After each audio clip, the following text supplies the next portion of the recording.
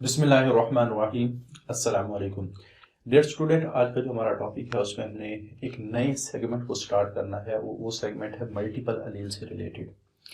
तो सबसे पहले अलील क्या होता है ये तो हम बड़ी डिटेल से डिस्कस कर चुके हैं कि एक जीन्स की जो मुख्तलिफ शक्लें हैं वो अलील कहलाती हैं, यानी alternative forms of allele gene is called as allele. तो हमारे पास मल्टीपल अलील से क्या मुराद है? सबसे पहले मेंडल्स ने जितने भी एक्सपेरिमेंट किए थे उनमें ज्यादातर जो ट्रेड्स थे उनके सिर्फ दो अलील होते थे हर जीन्स के। जैसे सीड शेप के हवाले से हम बात करें तो सीड शेप के हवाले से सिर्फ दो अलील थे, एक कैपिटल आर था, एक स्मॉल आर। सीड कलर के हवाले से जब हम बात करेंगे तो दो अलील हमारे पास हैं, एक कैपिटल वाई था, एक स्मॉल वाई था। लेकिन काफी सारे जीन्स ऐसे हैं जिनकी जो अलील्स की जो तादाद है वो दो से ज्यादा हो। तो हमारे पास वो जीन्स जिनमें अलील की तादाद दो से ज्यादा होती है उसको हम कहते हैं मल्टीपल अलील्स हैं। जैसे for example ABO blood group system में हम डिस्कस करेंगे, एक जीन आई है।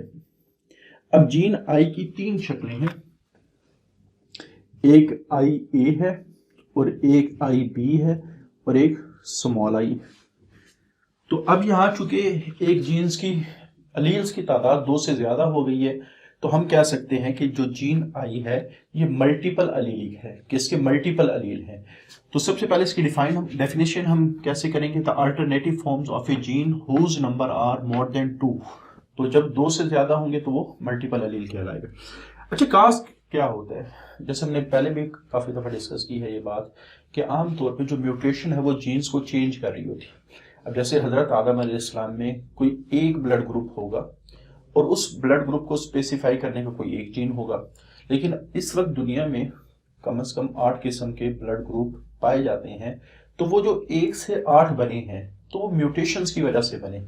तो मेन काज अलील बनने का वो म्यूटेशन होती है। जितनी ज्यादा एक जीन में म्यूटेशन होती जाएगी उतने ही मुख्तलिफ किस्म के अलील बनते चले जाएंगे। और बाद जीन तो ऐसे हैं जिनमें बहुत ज्यादा अलील होते हैं, यानी जैसे आपकी बुक में लिखा हो कि 300 से ज्यादा आप कह सकते हैं बाद जीन्स के अलील हो सकते हैं। लेकिन जब हम एक इंडिविजुअल की बात करेंगे तो एक इंडिविजुअल में हमेशा, चाहे वो 300 क्यों ना हो, और अगर वो इंडिविजुअल डिप्लॉयड है तो एक इंडिविजुअल में हमेशा तकरीबन सिर्फ मैक्सिमम 2 अलील हो सकते हैं। जैसे मैं कहता हूं कि हमारे पास पॉलीमॉर्फिक जीन जो आई है, पॉलीमॉर्फिक का मतलब है जिसकी मुख्तलिफ शक्लें हैं। तो 3 मुख्तलिफ शक्लें हैं इस आई की, आई ए है, आई बी है और स्मॉल आई। जब हम एक इंसान की बात करेंगे तो इन 3 में से मैक्सिमम जो अलील पाए जा सकते हैं वो 2 हैं, क्योंकि आमतौर पे या तो होमोजाइगस कंडीशन होगी या मैक्सिमम हेट्रोजाइगस कंडीशन में। आपको पता है क्योंकि अलील हमेशा पेयर की शक्ल में होंगे, जो अगर हेट्रोजाइगस कंडीशन आ भी जाए तो मैक्सिमम एक पेयर में कितने अलील हो सकते हैं? 2। हाँ, जिस वक्त गैमीट की बात करेंगे या कोई ऐसा इंडिविजुअल है हैप्लॉइड हो, जैसे हनी बीज के बारे में कहा जाता है कि उसके जो मेल हैं वो हैप्लॉइड ऑर्गेनिज्म होते हैं, तो वो हमारे पास हमेशा एक अलील रखेंगे। यानी डिप्लॉयड ऑर्गेनिज्म के जीनोम में उन इवन 300 अलील में से सिर्फ मैक्सिमम कितने अलील पाए जाएंगे? 2। Any 2 of these allele can present in genome of, genome कहते हैं एक ऑर्गेनिज्म के जो जीन्स हैं उसके मजमूए को जीनोम कहा जाता है। जैसे मेरी बॉडी में जितने भी जीन्स हैं उनको collectively called genome. But haploid, लेकिन जो ऑर्गेनिज्म हैप्लॉइड होंगे, जैसे गैमीट आमतौर पर हैप्लॉइड होते हैं, कुछ ऑर्गेनिज्म भी हैप्लॉइड होते हैं, उनमें इन जीन में से सिर्फ एक मेंबर होगा, चाहे वो आई ए वाला हो या आई बी वाला हो या स्मॉल आई वाला हो। तो ये मल्टीपल अलील का कॉन्सेप्ट है कि जीन्स की अगर अलील की तादाद 2 से ज्यादा हो जाए तो वो मल्टीपल अलील बन जाते हैं। तो इसकी बेस्ट एग्जांपल है ABO blood group system multiple allele की। तो हमारे पास मल्टीपल अलील में जो एबीओ ब्लड ग्रुप सिस्टम है, तो इसको सबसे पहले जिस साइंटिस्ट ने डिस्कवर किया वो लैंडस्टीनर 1901 के अंदर इसको डिस्कवर किया गया। अगर फिनोटाइप के लिहाज से देखा जाए तो हमारे पास 4 कैटेगरी के ब्लड होते हैं एबीओ ब्लड ग्रुप सिस्टम के लिहाज से। वैसे हम आरएच ब्लड ग्रुप के लिहाज से फिर हम ए टाइप बना देते हैं, क्योंकि यहां सिर्फ हम बात करेंगे ए बी ओ। और किस बुनियाद पे ये बनाया गया? On the basis of presence of antigen A और बी। जैसे मैं कहता हूं कि एंटीजन मौजूद कहां होते हैं? On the red blood cells. ये मौजूद कहां होंगे? रेड ब्लड सेल्स के ऊपर मौजूद होंगे। जैसे एक शख्स है, अगर उसका रेड ब्लड सेल उसके ऊपर ए एंटीजन है तो उसका ब्लड ग्रुप ए होगा। अगर उसके ऊपर बी एंटीजन है तो उसका ब्लड ग्रुप बी होगा। अगर उसके ऊपर दोनों एंटीजन है तो उसका ब्लड ग्रुप ए बी होगा। अगर कोई एंटीजन नहीं है तो उसका ब्लड ग्रुप ओ होगा। क्लियर? तो एबीओ के लिहाज से टोटल हमारे पास 4 फिनोटाइप्स बन गई, ए वाली, बी वाली, ए बी और ओ वाली। लेकिन स्टूडेंट अक्सर जब भी ब्लड ग्रुप के बारे में सुनते हैं तो आमतौर पे हम कहते हैं A positive, B positive, A negative. तो A B O blood group system में 4 फिनोटाइप हैं, लेकिन जो ए पॉजिटिव या ए नेगेटिव है, ये जो डिफ्रेंसिएशन की गई है on the basis of RH blood group system की गई है, वो हम आगे पढ़ेंगे कि आरएच के लिहाज से फिर हम पॉजिटिव और नेगेटिव लगाते हैं। लेकिन अगर simple ABO blood group system की हम बात करें तो एबीओ ब्लड ग्रुप सिस्टम के लिहाज से दुनिया में जितने भी इंसान हैं उनमें ये 4 फिनोटाइप पाई जाती है, ए होगा, बी होगा, ए बी होगा या ओ होगा। तो ये तो फिनोटाइप्स हैं। अच्छा, उसके बाद बर्नस्टीन एक साइंटिस्ट है, ऑब्जेक्टिव या एमसीक्यू के लिहाज से इंपॉर्टेंट है बात। तो उसने जेनेटिक बेसिस ऑफ एबीओ को डिस्कस किया कि एबीओ को कौन से जीन्स कंट्रोल करते हैं। उसने कहा कि एबीओ को कंट्रोल करने वाला जो जीन है वो आई है और एक क्रोमोसोम नंबर 9 पर पाया जाता है। और इसकी मुख्तलिफ शक्लें जैसे भी हमने डिस्कस किया, आई ए है, आई बी है और स्मॉल आई है। अच्छा, इनके दरमियान जो डोमिनेंस रिलेशनशिप है, जो लास्ट आर्टिकल हमने डिस्कस किया था, वो यहाँ अप्लाई होगा। तो सबसे पहले अगर आई ए और आई बी, क्योंकि जितने भी हमारे पास अलील होंगे वो पेयर की शक्ल में काम करेंगे। अगर पेयर में इस तरह मेंबर बनता है कि एक आई है और आई ए है और आई बी है, तो ये को डोमिनेंस का रिलेशनशिप शो करेगा। अच्छा, यहाँ एक बात मिस होगी कि आई ए के जिम्मे है ए एंटीजन प्रोड्यूस करना, आई बी के जिम्मे है बी एंटीजन प्रोड्यूस करना, और आई की वजह से कोई एंटीजन प्रोड्यूस नहीं होगा। क्लियर? तो हमारे पास अगर हम डोमिनेंस रिलेशनशिप की बात करें तो आई ए और आई बी के दरमियान कोडोमिनेंस का रिलेशनशिप है, लेकिन आई ए और स्मॉल आई के दरमियान और आई बी और स्मॉल आई के दरमियान कंप्लीट डोमिनेंस का रिलेशनशिप है। अगर इन रिलेशनशिप के लिहाज से देखा जाए तो ये जो आप कह सकते हैं 4 फिनोटाइप है, इसको बनाने के लिए 6 जीनोटाइप की जरूरत पड़ सकती है, यानी 6 किस्म के कॉम्बिनेशन बन सकते हैं। कैसे? सपोज मैं कहता हूं कि आई ए होमोजाइगस कंडीशन में भी हो सकते हैं, तो ये चूंकि दोनों एक जैसे हैं तो ऐसे शख्स का ब्लड ग्रुप ए ही बनेगा। दूसरे हमारे पास आई ए स्मॉल आई के साथ भी पेयर बना सकता है, लेकिन चूंकि आई ये कंप्लीटली रिसेसिव है और आई ए कंप्लीटली डोमिनेंट है, तो इससे भी ब्लड ग्रुप हमेशा क्या बनेगा? ए बनेगा। इसी तरह बी के लिहाज से भी अगर हम बात कर लें तो यहां बी के लिहाज से अगर आई बी होमोजाइगस हो तो बी ब्लड ग्रुप बनेगा, लेकिन आई बी और स्मॉल आई हो तो भी बी ब्लड ग्रुप बनेगा। और तीसरी कंडीशन, अगर आई ए और आई बी ये हेट्रोजाइगस कंडीशन हो, अब यहां चूंकि दोनों के दरमियान कोडोमिनेंस का रिलेशनशिप है, इस वजह से ए बी ब्लड ग्रुप बनेगा। अगर हमारे पास स्मॉल आई हो तो चूंकि दोनों एक ही जैसे कोई एंटीजन प्रोड्यूस नहीं होगी तो ओ ब्लड ग्रुप बनेगा। यानी फिनोटाइप हमारे पास 4 हैं, ए वाली, बी वाली, ए बी वाली और ओ। लेकिन ए फिनोटाइप को बनाने के लिए 2 किस्म के कॉम्बिनेशन पॉसिबल हैं, बी फिनोटाइप को बनाने के लिए भी 2, और ए बी को बनाने के लिए 1 जीनोटाइप का कॉम्बिनेशन है, और ओ को बनाने के लिए भी। तो टोटल हमारे पास 6 जीनोटाइपिक कॉम्बिनेशन है जो इन 4 फिनोटाइप को क्या करें? कंट्रोल करें। क्लियर?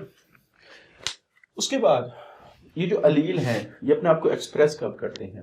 जब एक जाइगोट बनता है, जब उसमें डेवलपमेंट स्टार्ट होती है, जब एम्ब्रियो बन जाता है, तो उस एम्ब्रियोनिक स्टेज में ही ये अपने आप को एक्सप्रेस करना शुरू कर देते हैं। यानी इन शॉर्ट आप ये कह सकते हैं कि जब ह्यूमंस में डेवलपमेंट हो रही होती है, जब माँ के पेट में एक बच्चा बन रहा होता है, तो उस वक्त ही इसका ब्लड ग्रुप डिसाइड कर दिया जाता है कि इस बच्चे का ब्लड ग्रुप ये होगा।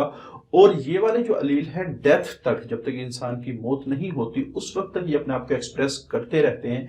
इस वजह से आप लोग ये कह सकते हैं कि एक शख्स है, उसका ब्लड ग्रुप नेवर चेंजेस, वो कभी भी चेंज नहीं होता, उसकी फिनोटाइप कभी भी चेंज नहीं हो सकती। तो blood group alleles start their expression at embryonic and keep expressing till death. So phenotype of blood of a person never changes. अच्छा, चूंकि यहाँ एंटीजीन है और एंटीजीन के अपोजिट चीज होती है एंटीबॉडीज, ठीक है। वैसे आमतौर पे जो एंटीजन होती है अगर बॉडी में मौजूद हो तो वो एंटीबॉडीज को प्रोड्यूस करवाती है। लेकिन एक बात यहाँ हमेशा याद रखेंगे कि जो एंटीजन जिस शख्स के पास है, जैसे ए शख्स के पास ए एंटीजन मौजूद है, ये उसकी सेल्फ एंटीजन कहलाती है। इसके खिलाफ वो कभी भी एंटीबॉडीज नहीं बनाएगा, जो उसकी सेल्फ एंटीजन। तो ये हमारा जो इम्यूनिटी सिस्टम अगर किसी चीज को सेल्फ एंटीजन डिसाइड कर ले तो उसके खिलाफ एंटीबॉडीज कभी नहीं बनेगी। यानी एक अगर शख्स है उसका ब्लड ग्रुप ए है तो उसकी ब्लड ग्रुप में एंटीबॉडी ए कभी भी प्रोड्यूस नहीं होगी, प्रोड्यूस खुद नहीं होगी। हाँ, अगर बाहर से गलत ब्लड ट्रांसफ्यूजन के जरिए से आ जाए फिर इन दोनों का आपस में रिएक्शन होगा, जो एंटीबॉडी ए है वो एंटीजन ए को डिस्ट्रॉय कर देगी। तो इस वजह से ये एंटीजन ए की जो दुश्मन एंटीबॉडी है एंटीबॉडी ए है। तो इस वजह से ब्लड में कभी भी ब्लड ट्रांसफ्यूजन के वक्त दो आपस में दुश्मन इकट्ठे नहीं होने चाहिए। एंटीजन के साथ एंटीजन ए के साथ कभी भी एंटीबॉडी ए नहीं होता। हाँ, नेचुरली आप कह सकते हैं कि जो एक ह्यूमन बॉडी है उसमें जो ब्लड ग्रुप होता है उसके अपोजिट वाली एंटीबॉडी मौजूद होती है नेचुरली, और ये बर्थ के वक्त ही बन जाती है। जैसे एंटीबॉडी ए है, एंटीबॉडी बी है, यानी ए एंटीबॉडी एंटीजन का दुश्मन एंटीबॉडी ए है और बी एंटीजन का दुश्मन एंटीबॉडी बी है। अब ये इंसानों में बन रहे होते हैं प्लाज्मा के अंदर after first few month after birth, they are naturally occurring in the absence of corresponding antigen A, और ये जो होगी उसके एब्सेंस की मौजूदगी में दूसरी बनेगी। जैसे अगर किसी के पास ए है तो उसके पास एंटीबॉडी ए कभी नहीं प्रोड्यूस होगी, बल्कि उसके पास क्या मौजूद होगी, एंटीबॉडी बी। अगर बी वाला है तो इसके पास एंटीबॉडी ए है। अब ए बी के पास दोनों है तो इसके पास कोई एंटीबॉडी नहीं होगी, ओ के पास कोई नहीं है फिर इसके पास दोनों एंटीबॉडी। यानी जो एंटीजन है उसके अपोजिट हमेशा एंटीबॉडी, या जो एंटीबॉडी प्रोड्यूस होगी ब्लड के अंदर वो उसी वक्त प्रोड्यूस होगी जब उसकी एंटीजन उस ब्लड में ना हो। ए के पास एंटीबॉडी बी होगी, बी के पास एंटीबॉडी ए होगी, ए बी के पास कोई एंटीबॉडी नहीं होगी, और ओ के पास एंटीबॉडी ए बी है और एंटीबॉडी बी भी है। तो ये हमारा आर्टिकल है, और इसी वजह से चूंकि एक इंसान में एंटीजन भी है और एंटीबॉडीज भी हैं, ठीक है, और स्पेसिफिक इंडिविजुअल में स्पेसिफिक एंटीबॉडीज हैं, तो जब हम ब्लड ट्रांसफ्यूज करते हैं तो ब्लड ट्रांसफ्यूजन को बहुत ही ज़्यादा एहतियात से करना पड़ता है, लेकिन उसको हम अगले लेक्चर में डिस्कस करेंगे। एहतियात क्यों चाहिए, क्योंकि हम अगर एक एंटीजन वाला ब्लड जैसे एंटीजन ए वाला ब्लड है, अगर किसी ऐसे ब्लड के अंदर ट्रांसफ्यूज कर दें जिसमें एंटीबॉडी ए मौजूद है तो वो जो आप कह सकते हैं एंटीबॉडी ए है वो उस ब्लड को डिस्ट्रॉय कर देगी, तो जिसकी वजह से सीवियर हीमोलिटिक रिएक्शन, ब्लड टूटना शुरू हो जाएगा और फिर सीवियर किस्म के प्रॉब्लम आना शुरू होंगे। लेकिन उन सारे प्रॉब्लम को हम डिस्कस करेंगे कि कौन सा ब्लड किसको लगाया जा सकता है इंशाल्लाह अगले लेक्चर में। और दूसरा एबीओ ब्लड ग्रुप सिस्टम की एक और इम्पोर्टेंस भी है कि इसकी वजह से हम पेरेंट्स को डिसाइड कर सकते हैं किसी हद तक, ठीक है, 100% ये कंफर्म टेस्ट तो नहीं होता लेकिन किसी हद तक कंफर्मेशन हो भी सकती है इन एबीओ ब्लड ग्रुप सिस्टम की। तो ये दोनों importance ABO blood group system की इंशाल्लाह अगले लेक्चर में डिस्कस होगी कि ब्लड ट्रांसफ्यूजन कैसे करना है, किसको कौन सा ब्लड लगना है, और इसकी वजह से हम पेरेंट को कैसे डिसाइड करेंगे कि फलां बच्चे के ये पेरेंट हैं। तो दोनों आर्टिकल इंशाल्लाह अगले लेक्चर में डिस्कस होंगे। आज के लिए इतना ही, अल्लाह हाफिज।